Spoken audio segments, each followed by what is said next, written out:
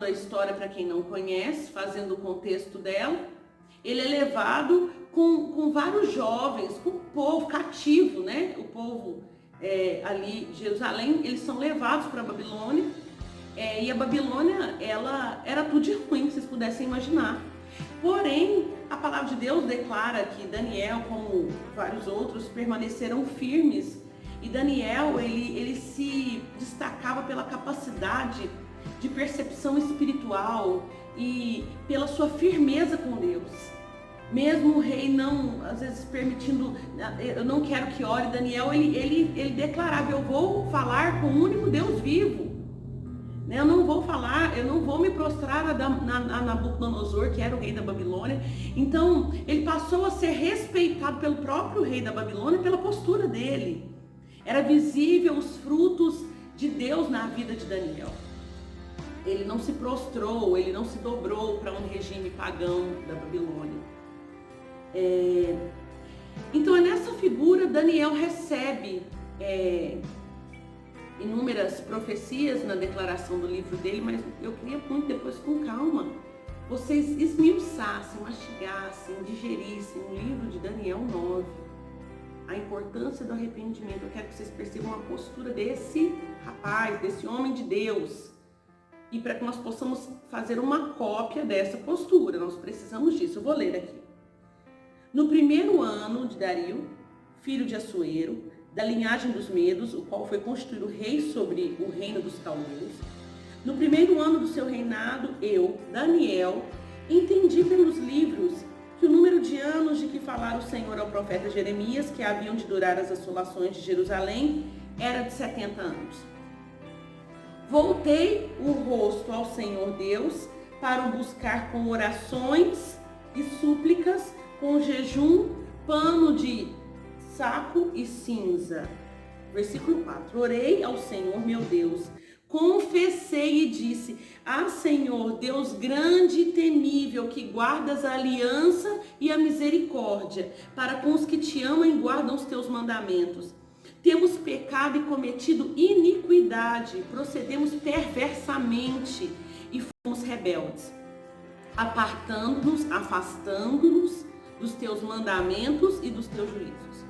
E não demos ouvidos aos teus servos, os profetas, que em teu nome falaram os nossos reis, nossos príncipes e nossos pais, como também a todo o povo da terra.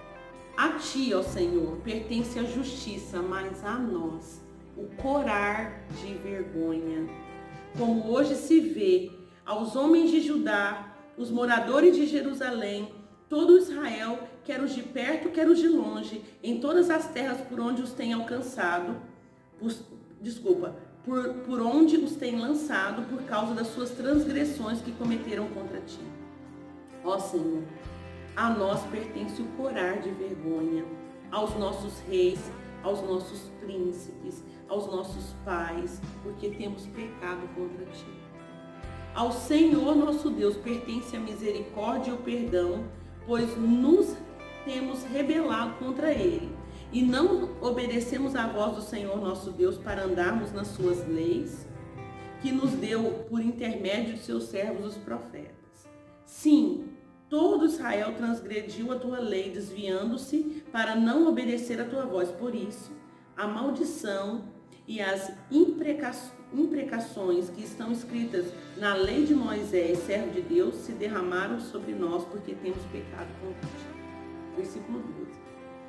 Ele confirmou a sua palavra que falou contra nós e contra os nossos juízes que nos julgavam, e fez vir sobre nós grande mal, porquanto nunca debaixo de todo o céu aconteceu o que se deu em Jerusalém.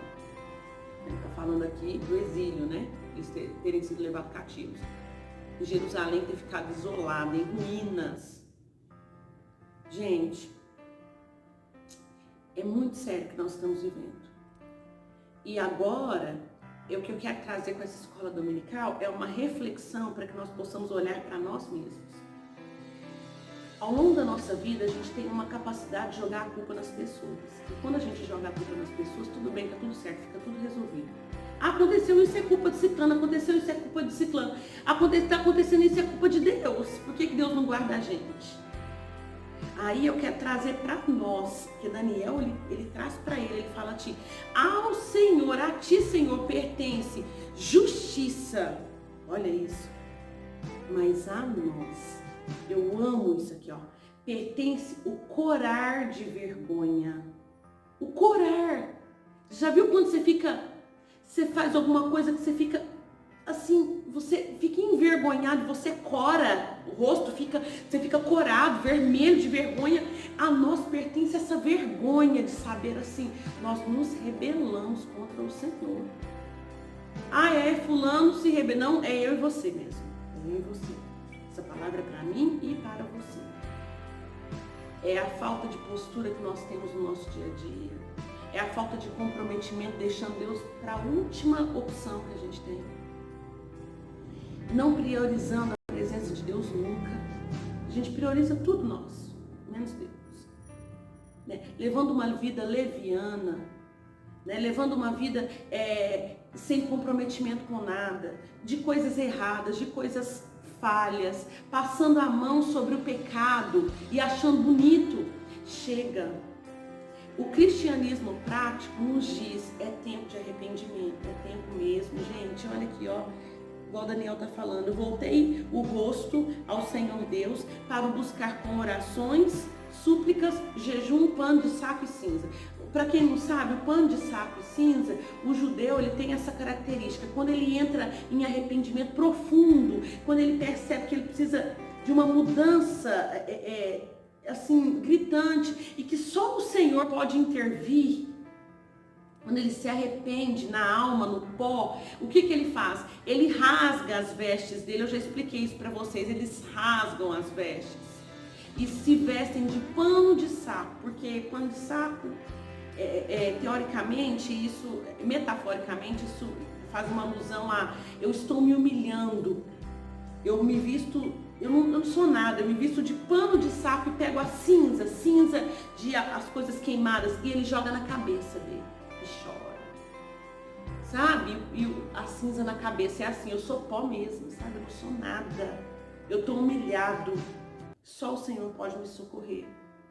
A exemplo de Daniel, eu queria deixar essa reflexão para essa manhã.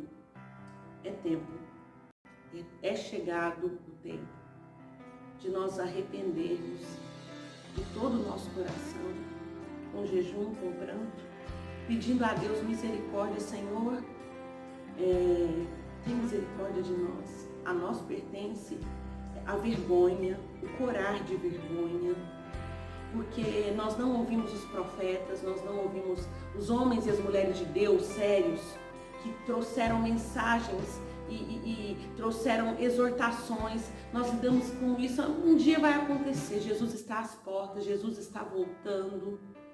É tempo de quebrantamento, é tempo de alinhamento com o coração do Pai. É tempo de clamar, Senhor, tem misericórdia sobre o mundo. E não é sobre Paranaíba, não, né? Não é só sobre o Brasil, não é só sobre cidades e estados específicos, é sobre a nação mundial, é sobre o mundo. É um clamor mundial, é um clamor de nós orarmos e falar, Senhor, tem misericórdia. Então, querido, nessa manhã eu queria compartilhar isso com você. Se isso faz sentido para você, acata no seu coração, sabe? Recebe no seu coração e deixa o Senhor ministrar isso. Nós vamos orar aqui agora, né? E que você permita que essa palavra venha gerando no seu coração aquilo que o Senhor quer que gere, o arrependimento, né? E eu quero deixar muito claro que você precisa pedir para Deus que Ele gere arrependimento no seu coração. Porque não adianta só a gente orar da boca para fora. Ah, Senhor, orar movido pelo medo. Ah, é isso que eu preciso falar. Nós não precisamos orar movidos pelo medo. Nós precisamos orar movidos pelo arrependimento.